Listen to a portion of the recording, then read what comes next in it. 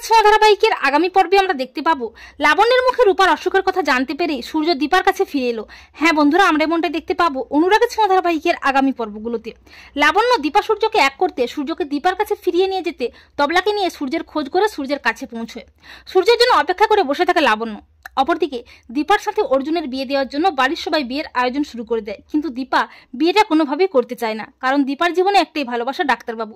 তাই দীপা নিরুপায় হয়ে কোনো উপায় না পেয়ে লাবণ্যকে ফোন করে সবটা জানায়।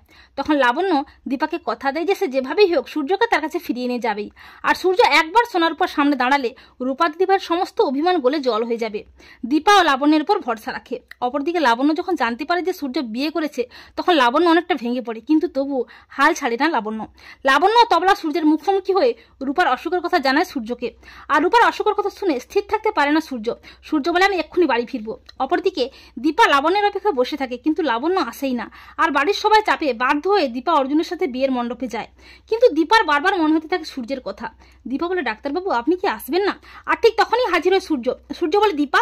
সূর্যকে দেখে অবাক হয়ে যায় সবাই। দীপা বলে ডাক্তারবাবু। এই বলে দীপা সূর্যকে জড়িয়ে ধরে।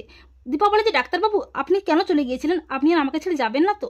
এই বলে দীপা কান্না করতে থাকে। শোনার পর সূর্যকে দেখে অবাক হয়ে যায়, কিন্তু কেউই বাবার কাছে আসতে চায় না অভিমানে। অবশেষে সূর্য সোনার উপর সমস্ত অভিমান ভাঙিয়ে দীপা ও সোনারূপাকে কাছে টেনে নেয়। আর এই অপরূপ দৃশ্য দেখে লাবণ্যের চোখে জল চলে আসে খুশিতে। আর মনে মনে ভাবে দীপা, সূর্য আমি এই দিনটার অপেক্ষাতেই ছিলাম। তো বন্ধুরা তোমরা এটা চাও তো যে শেষ পর্যন্ত সূর্য যেন সমস্ত বাধা বিপত্তি পেরিয়ে দীপার কাছে ফিরে এসে সোনার উপর অভিমান ভাঙিয়ে কাছে টেনে নেয়? কমেন্ট করে জানিয়ে দাও তোমাদের মতামতটি।